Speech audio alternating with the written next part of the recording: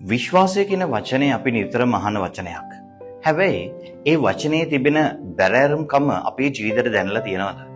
ප්‍රියදර සහෝදර සහෝදරියනේ, අද අපි ස්වාමින් වහන්සේ තුළ විශ්වාසය ගොඩනගා ගත්තේ නැත්නම් අපි කරන කියන දේවල් වල අපිටම පැහැදීමක් නැහැ.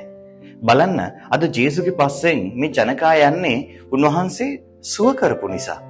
නමුත් උන්වහන්සේ තුළ මට සුවයක් තියෙනවා කියන විශ්වාසය ඒ මිනිසුන්ට තිබ්බද කියන එක පොඩි සැකයක්. නමුත් ක්‍රිස්තුස් වහන්සේ තුළ අපි උන්වහන්සේගේ ඒ ගැලවීමට පංගුකාරයන් වෙලා ඉන්න මේ මොහොතේදී අපි ලෑස්තිද උන්වහන්සේගේ ඒ වචනය තුළ ඒ මාංශගත වීම තුළ මට සුවය තියෙනවා කියන විශ්වාසය මගේ ජීවිතේ පළ දරා ගන්නට.